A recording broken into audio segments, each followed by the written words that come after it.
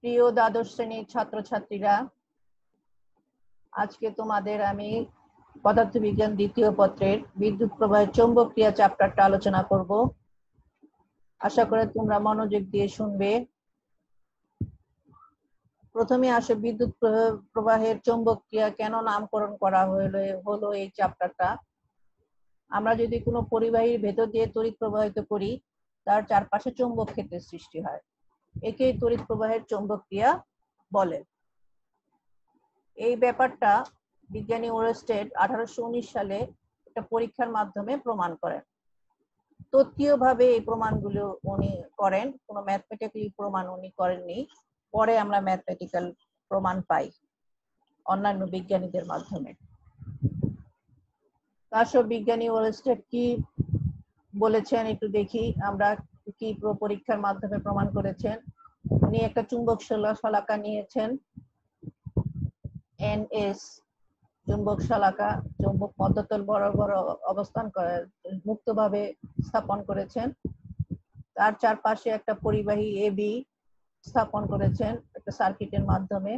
এখন এই পরিবাহীর মধ্য দিয়ে যখন বিদ্যুৎ প্রবাহিত করা হয়, তখন দেখা যায় চুম্বক শলাকাটি চুম্বক মধ্যতল থেকে বিচ্যুত হয়ে যায়। উনি এই পরীক্ষার মাধ্যমে আরো দেখেন যে যখন বিদ্যুৎ প্রবাহের দিক পরিবর্তন করেন, চুম্বক শলাকার বিচ্যুতি আগের দিকের বিপরীত দিকে হয় এবং প্রবাহের দিক একই রেখে পরিবাহীর শলাকাটি উপরে রাখলে শলাকাটি যেদিকে ঘুরে, এক্ষেত্রে তার বিপরীত দিকে ঘুরে। এ থেকে প্রমাণ হয় যে বিদ্যুৎ প্রবাহের ফলে চৌম্বক ক্ষেত্রে একটা সৃষ্টি হয়েছে এবং চৌম্বক ক্ষেত্রের প্রবাহে চৌম্বক শলাকাটি তার মধ্যতল থেকে বিচ্যুত হচ্ছে। এবং এই বিদ্যুৎ প্রবাহ উনি আরো দেখেন যে যতক্ষণ থাকে ততক্ষণই চৌম্বক শলাকাটি তার এই মধ্যতল থেকে বিচ্যুত হয়। চৌম্বক প্রবাহ যখন বন্ধ হয়ে যায়, চৌম্বক শলাকাটি তার স্থির হয়ে যায়। এ থেকেই বিজ্ঞানী ওরস্টেড তত্ত্বীয়ভাবে প্রমাণ করেন যে বিদ্যুৎ প্রবাহের ফলে কোনো তড়িৎ প্রবাহের মধ্য দিয়ে চৌম্বক ক্ষেত্রের সৃষ্টি হয়। আমরা পরের স্লাইডে আসি।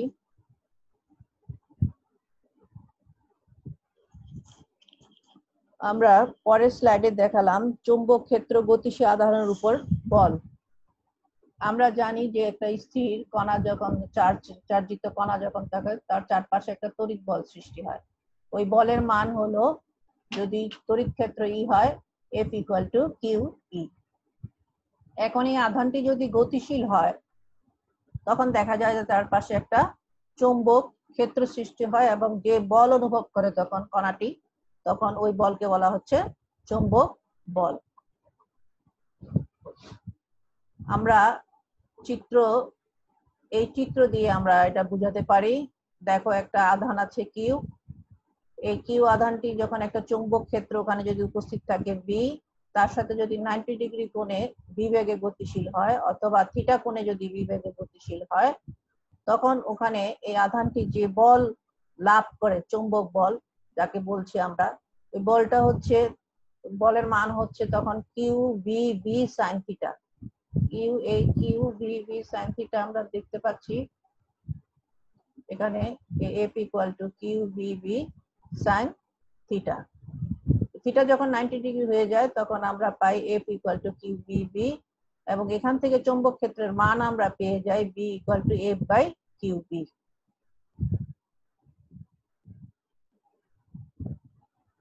এভাবে চৌম্বক ক্ষেত্রের মানটা আমরা বের করতে পারি। তো চৌম্বক ক্ষেত্রের মানের যখন সংজ্ঞা দিতে বলা হয়, তোমাদের যখন বলবে তখন তোমরা লিখবা, একটি গতিশীল আধান বা স্থায়ী চৌম্বক তার চারপাশে চৌম্বক ক্ষেত্র সৃষ্টি করে। কোন চৌম্বক ক্ষেত্রের দিকের সাথে সমকোণে একক বেগে যখন চলমান থাকে একটি আধান, তখন ওই আধানের উপর ক্রিয়াশীল বলকেই বলা হয় ওই চৌম্বক ক্ষেত্রের মান। আমরা দেখলাম একটা গতিশীল আধানের উপরেও চৌম্বক ক্ষেত্রের মান। এটা যদি ভেক্টরের মাধ্যমে এই চৌম্বক বলকে প্রকাশ করি, তাহলে আসে QB × B এবং একটি ডানহাতি স্ক্রুতে বেগ B এবং চৌম্বক ক্ষেত্র B এর সমতলে লম্বভাবে স্থাপন করে B থেকে B এর দিকে ক্ষুদ্রতর কোণে ঘোরালে যেদিকে অগ্রসর হবে সেই দিকই হবে গতিশীল ধনাত্মক আধানের উপর ক্রিয়াশীল চৌম্বক বলের দিক। এবার আসো চুম্বক ক্ষেত্র রেখা কাকে বলে। চুম্বক ক্ষেত্র রেখা হচ্ছে সেই সকল রেখা যে বরাবর কোনো আহিত কণা যে বেগেই চলুক না কেন সেটি কোনো চুম্বক বল অনুভব করে না। আমরা এই ক্ষেত্র রেখা এখানে ছবিতে দেখতে পাচ্ছ একটা ডট চিহ্ন দিয়ে প্রকাশ করছে, আবার ক্রস চিহ্ন দিয়ে প্রকাশ করছে। যখন চৌম্বক ক্ষেত্রের দিক কাগজের সাথে লম্ব বরাবর বাইরের দিকে হয় তখন আমরা এই ডট চিহ্ন দেই, আর যখন কাগজের তলের সাথে ভিতরের দিকে হয় তখন আমরা এই ক্রস প্রোডাক্ট দিয়ে দেখাই। এরপর আসলে চৌম্বক ক্ষেত্রের একক কি। চৌম্বক ক্ষেত্রের একক হচ্ছে টেসলা। বিজ্ঞানী সার্বিয়ান বিজ্ঞানী নিকোলা টেসলার নাম অনুসারে এর নাম করা হয়েছে টেসলা। টেসলা হচ্ছে চৌম্বক ক্ষেত্রের এসআই একক। যে চৌম্বক ক্ষেত্রে 1 কুলম্ব আধানের দিকের সাথে সমকোণে 1 মিটার পার সেকেন্ড গতিশীল হলে 1 নিউটন বল অনুভব করে সেই চৌম্বক ক্ষেত্রের মানকে 1 টেসলা বলে। তো 1 টেসলা সমান সমান আমরা দেখো এখানে দেখাচ্ছি 1 newton by 1 metre per second, সেটা আসলে 1 newton per ampere per metre per square. 10 tesla বলতে আমরা যদি চুম্বক ক্ষেত্র বলতে কি বোঝায়, অনেক সময় অনুধাবনমূলক প্রশ্নের মধ্যে এটা আসে। জ্ঞানমূলক প্রশ্নে যেমন আসে টেসলা কি, অনুধাবনমূলক প্রশ্নে আসে যে 10 টেসলা একটি চুম্বক ক্ষেত্র বলতে কি বোঝায়, তখন তোমরা কি লিখবে। তোমরা ইতিমধ্যে সৃজনশীল প্রশ্ন সম্পর্কে তোমাদের ধারণা হয়েছে, জ্ঞানমূলক, অনুধাবনমূলক, উচ্চতার দক্ষতা। অনুধাবনমূলক প্রশ্নের 1-2 নম্বরের জন্য এটা থাকে।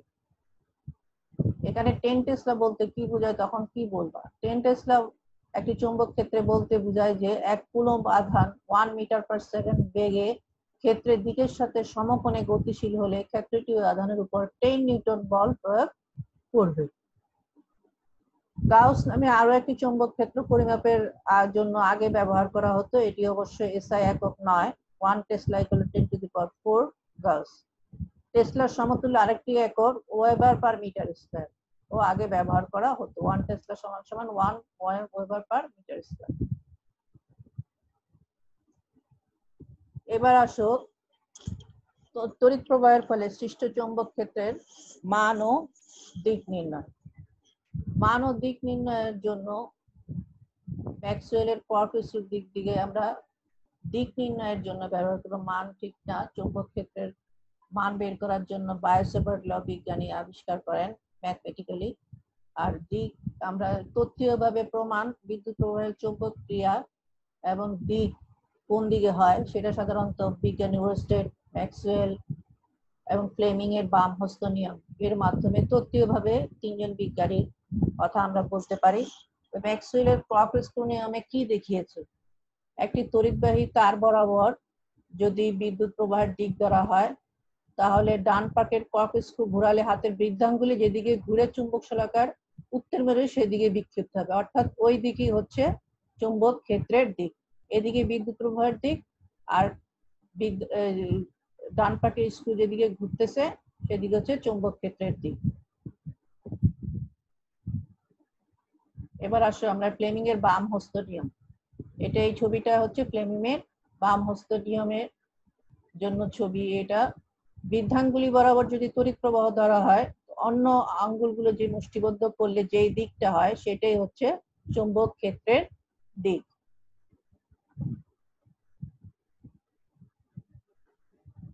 এবার আসে বিয়েলসেবার্টের ল সূত্র। বিয়েলসেবার্ট কি আবিষ্কার করেন, ম্যাথমেটিক্যালি দেখান চৌম্বক ক্ষেত্রের মান ও দিক দেখান।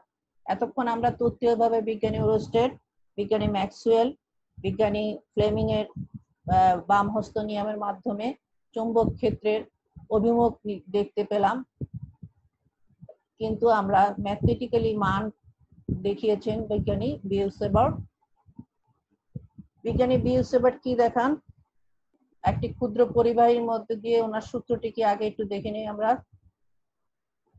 একটি খুব ক্ষুদ্র কোনো পরিবাহীর মধ্য দিয়ে যদি তড়িৎ প্রবাহ চালনা করা হয় তার আশেপাশের কোনো বিন্দুতে চৌম্বক ক্ষেত্রের মান পরিবাহীর ক্ষুদ্র দৈর্ঘ্যের সমানুপাতিক হবে, তড়িৎ প্রবাহের সমানুপাতিক হবে, পরিবাহীর ওই অংশের মধ্যবিন্দু থেকে ওই বিন্দু দূরত্বের বর্গের স্থানানুপাতিক হবে, এবং পরিবাহী এবং পরিবাহীর ওই অংশের মধ্যবিন্দু সংযোজক সরলরেখার অন্তর্ভুক্ত কোন সাইনের সমানুপাতিক হবে।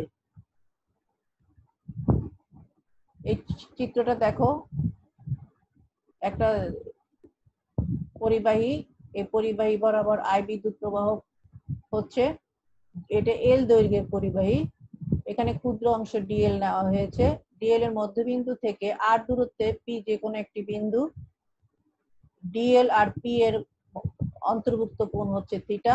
তাহলে বায়োসাভার্টের ম্যাথমেটিক্যাল ডিরাইভেশনটা হচ্ছে চৌম্বক ক্ষেত্র এই ডিএল এর জন্য ওই পি বিন্দুতে ডিবি সমান সমান I d l sine theta by r square. এই যে পরিবাহী আই এর সমানুপাতিক, ক্ষুদ্র দৈর্ঘ্য ডিএল এর সমানুপাতিক, এবং ক্ষুদ্র দৈর্ঘ্যের মধ্যবিন্দু এবং বিবেচিত বিন্দু পি বিন্দুর অন্তর্ভুক্ত কোণের সাইনের সমানুপাতিক, আর ওই পরিবাহীর মধ্যবিন্দু ও বিবেচিত বিন্দুর মধ্যবর্তী দূরত্বের বর্গের ব্যস্তানুপাতিক। আমরা এই সূত্রটা বায়োসাভার্ট সূত্র দেখতে পেলাম। এখানে সমানুপাতিক ধ্রুবক তুলে দিয়ে এখানে আমরা কে নিলাম, কে একটি সমানুপাতিক ধ্রুবক, কে এর মান হচ্ছে মিউ নট বাই 4 পাই। এখানে মিউ নট হচ্ছে একটি ধ্রুবক সংখ্যা যাকে শূন্য স্থানের চৌম্বক প্রবেশ্যতা বলা হচ্ছে। এই মিউ নট এর মান হচ্ছে 4 pi into 10⁻⁷ tesla metre per ampere per ampere. এই তাহলে শূন্য স্থানে বায়োসাভার্ট সূত্রের রূপ হলো D B equal to mu naught by 4 pi I d l sine theta by r square. যে কোনো মাধ্যমে যদি বায়োসাভার্টের সূত্রটা প্রকাশ করতে যায় তাহলে মিউ নটকে মিউ দ্বারা প্রকাশ করবে, তাহলে মিউ বাই 4 পাই আসবে I d l sine theta by r square.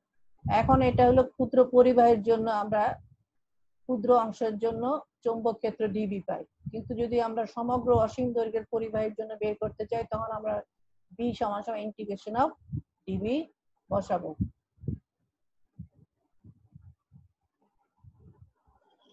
আমাদের বায়োসাভার্ট সূত্রটা পড়লাম, এবার আসো আমরা বায়োসাভার্ট সূত্রের প্রয়োগটা একটু পড়ি।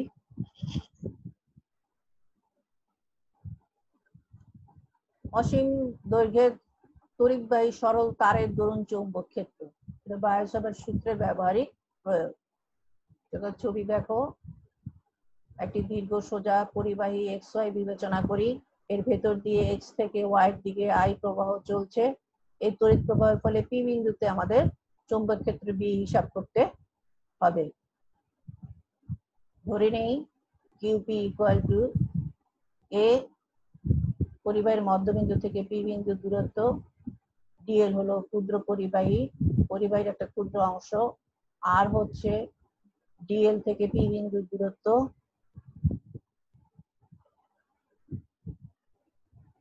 আই হচ্ছে পরিবাহীতে তড়িৎ প্রবাহ, থিটা হচ্ছে তড়িৎ প্রবাহ আই বা ডিএল ও ওপি এর মধ্যবর্তী কোণ।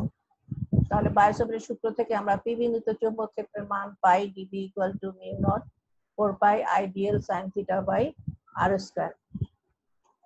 এই সমীকরণকে ইন্টিগ্রেশন করে অসীম দৈর্ঘ্যের সরল পরিবাহীর জন্য পি বিন্দুতে মোট চৌম্বক ক্ষেত্রের মান পাওয়া যাবে। যেহেতু পরিবাহীটি অসীম দৈর্ঘ্যের, ইন্টিগ্রেশন সীমা হবে -∞ থেকে +∞। দেখো B equal to integration of D B, integration of limit বসানো হলো এল ইকুয়াল টু -∞ থেকে +∞ mu naught by 4 pi I d l sine theta r square. B equal to mu naught I by 4 pi, দেখো ইন্টিগ্রেশন এল ইকুয়াল টু -∞ থেকে +∞ নিলাম d l sine theta by r square.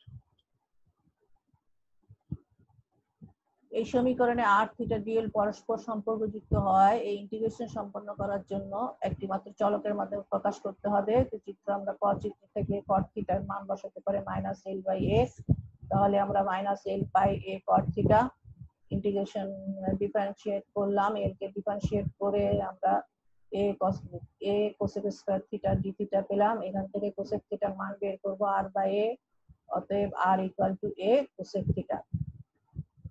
এখন ইন্টিগ্রেশনের সীমা নির্ধারণের জন্য আমরা চিত্র খ থেকে পাই l equal to minus infinity বসালে theta equal to 0, l equal to infinity যখন থিটা ইকুয়াল টু পাই, তাহলে সমীকরণটি দাঁড়ায় b equal to mu naught I by 4 pi integration 0 to pi a cosec square theta d theta sin theta by a square cosec square theta. তাহলে এই সমীকরণের আমরা সমাধান করে আমরা পাই mu naught I by 4 pi integration 0 to pi sin theta d theta, এখান থেকে আমরা পাই minus mu naught I 4 pi a cos theta 0 to pi, limit দিলাম, এখান থেকে আমরা লিমিট সমাধান করে b এর মান পাই mu naught I by 2 pi a। সুতরাং অসীম সরল দৈর্ঘ্যের সরল তড়িৎবাহী তারের জন্য চৌম্বক ক্ষেত্রের মান আমরা পাচ্ছি b equal to mu naught I by 2 pi a।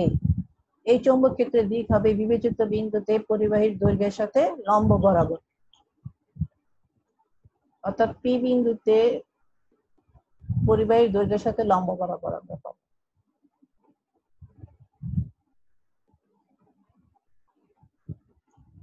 এবার আমরা তড়িৎবাহী বৃত্তাকার কুণ্ডলীর কেন্দ্রে চৌম্বক ক্ষেত্র বের করব। দেখো একটা বৃত্তাকার পরিবাহী, এর কেন্দ্রে আছে p বিন্দু,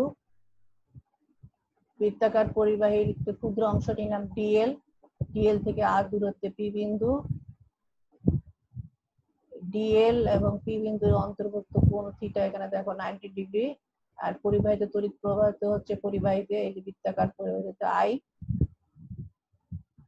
তাহলে আমরা কুণ্ডলী কেন্দ্রে p বিন্দুতে বায়োসাভার্টের সূত্র অনুসারে সূত্রটা বসিয়ে পাই dB equal to mu naught 4 pi I dl sin theta by r square. এখানে তাহলে সমগ্র পরিবাহীর জন্য আমরা বের করি, এখানে বৃত্তাকার পরিবাহীর দৈর্ঘ্য হচ্ছে কুণ্ডলীর পরিধির দৈর্ঘ্য 2 পাই r, তার ইন্টিগ্রেশন সীমা হবে L0 থেকে 2 পাই r পর্যন্ত। b ইকুয়াল টু ইন্টিগ্রেশন আর dB ইন্টিগ্রেশন আমরা L ইকুয়াল টু 0 থেকে 2 পাই r বসালাম mu naught by 4 pi I dl sin theta by r square. যেহেতু কুণ্ডলীর সকল বিন্দু থেকে বৃত্তের কেন্দ্র p বিন্দুর দূরত্ব r সমান এবং কুণ্ডলীর যে কোন অংশ dl এবং r এর অন্তর্ভুক্ত কোণ থিটা এগুলো 90 ডিগ্রি, তাই আমরা 90 ডিগ্রি বসালাম।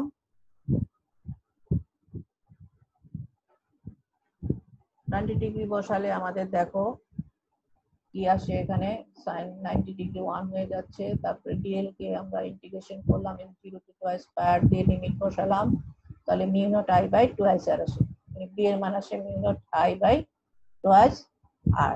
কুণ্ডলীর পাক সংখ্যা যদি n হয় আমরা b এর মান পাচ্ছি mu naught ni by 2 r।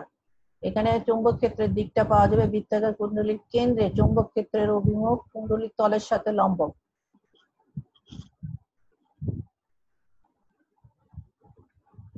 যদি কুণ্ডলীর দিকে আমরা তাকাই, প্রবাহের অভিমুখ যদি ঘড়ি কাঁটার দিকে হয় তবে চৌম্বক ক্ষেত্রের দিক হবে কুণ্ডলী তলের লম্ব বরাবর ভেতরের দিকে।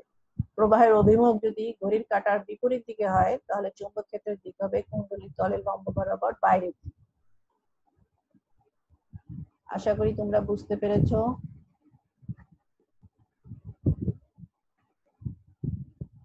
এবার আসো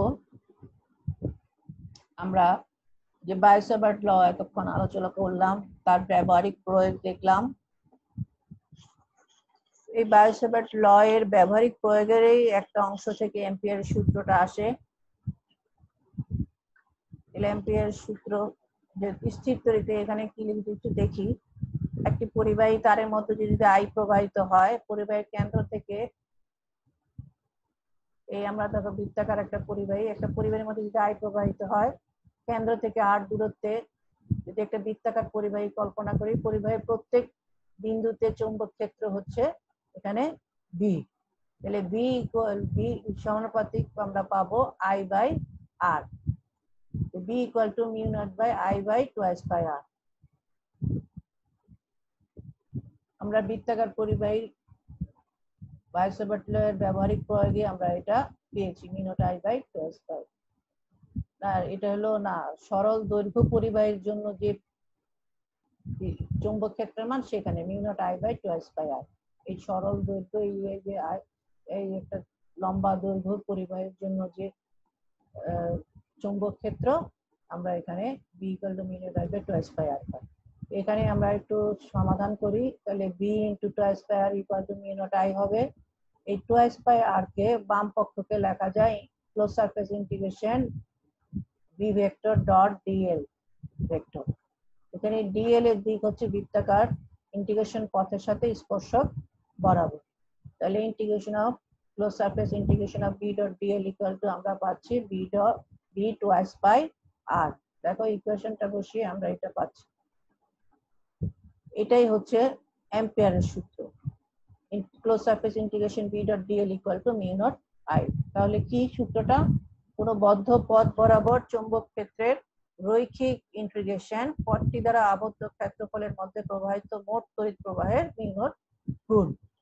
মিউ নট হচ্ছে শূন্যস্থানে চৌম্বক প্রবেশ্যতা, dl হচ্ছে পথের ক্ষুদ্রাতিক্ষুদ্র ভেক্টর উপাদান, আর ক্লোজ সারফেস ইন্টিগ্রেশন এই চিত্র দ্বারা বোঝানো হয়েছে এই চিহ্নটা দ্বারা।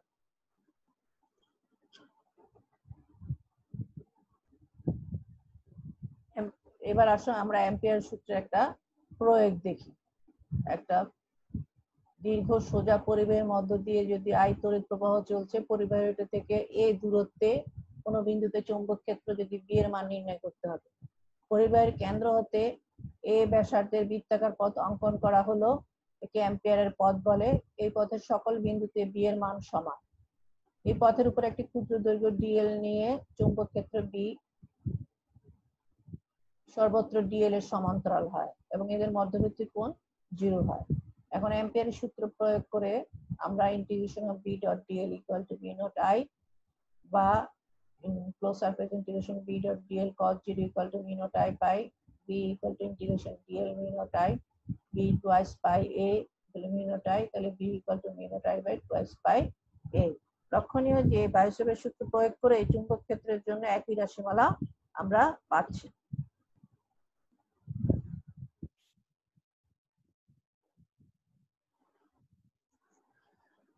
এবার আসো আমরা এখন একটু আলোচনা করব চৌম্বক ক্ষেত্রে গতিশীল আধান গতিশীল হলে ওখানে লব্ধি বল কি কাজ করে, তাকে কি বলা হয়।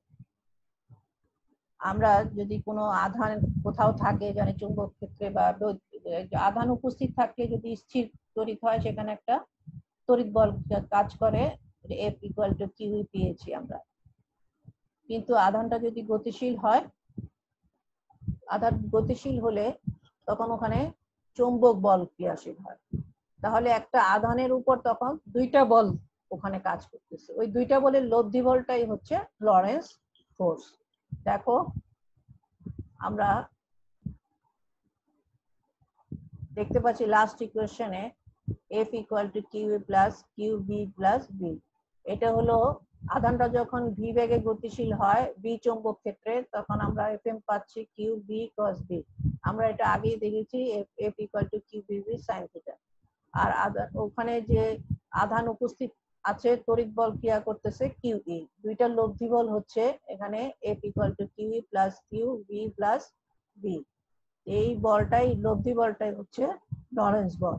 অর্থাৎ কোন স্থানে একই সময় তড়িৎ ক্ষেত্র একটি চৌম্বক ক্ষেত্র বিদ্যমান থাকলে সেখানে যে গতিশীল আধান যে লব্ধি বল অনুভব করবে সেটাই হচ্ছে লরেন্স বল।